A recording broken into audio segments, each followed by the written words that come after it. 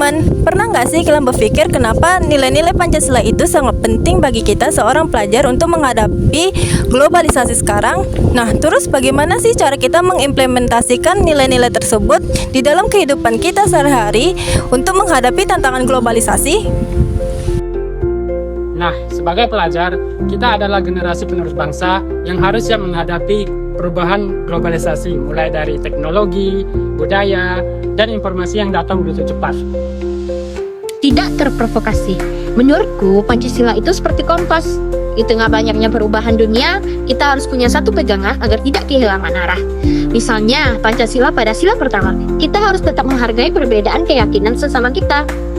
Nah, kita tidak juga terprovokasi oleh konten media sosial tentang intoleransi.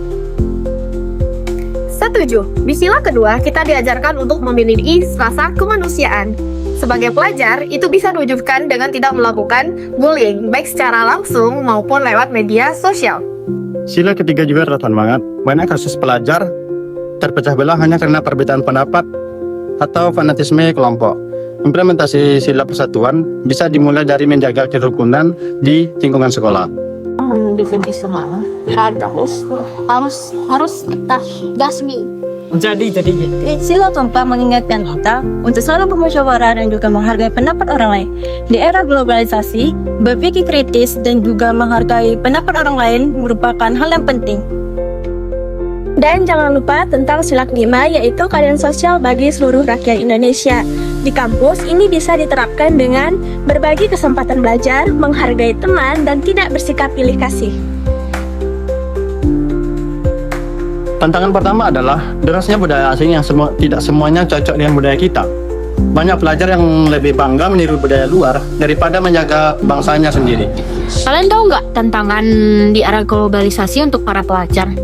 Nah, beli baju yang branded, sepatu yang bagus, sama make up yang bagus itu termasuk loh tantangan di era pelajar sekarang pada masa globalisasi. Contohnya, kita mau beli barang-barang yang bagus, ngikutin tren-tren anak zaman sekarang, padahal nggak sesuai budget.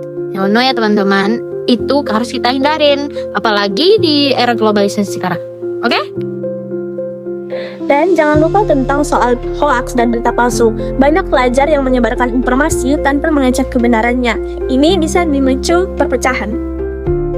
Tantangan lainnya adalah konten negatif di internet, seperti kekerasan, cyberbullying, dan penipuan online. Pelajar yang belum memiliki literasi digital yang kuat bisa mudah terpengaruh. Nah, ada juga masalah ketimpangan teknologi. Tidak semua pelajar memiliki akses internet yang memadai untuk belajar, sehingga berpengaruh pada pemerataan pendidikan. Sebagai seorang pelajar, kita harus memperkuat nilai karakter dari Pancasila, seperti menjaga kerukunan dan juga menghargai perbedaan. Kita perlu meningkatkan literasi digital, jangan sembarangan menyebarkan informasi, tapi periksa dulu kebenarannya. Melestarikan budaya Indonesia juga penting. Dengan memanfaatkan media sosial, kita bisa memperkenalkan budaya, bahasa, atau karya lokal. Selain itu, kita harus belajar diskusi secara santun dan tidak gampang marah hanya karena perbedaan pendapat. Nah, kita juga harus menghargai teman-teman kita ya. Kita tidak boleh membedakan teman-teman kita, baik dari ras, suku, budaya, dan agamanya. Benar nggak teman-teman?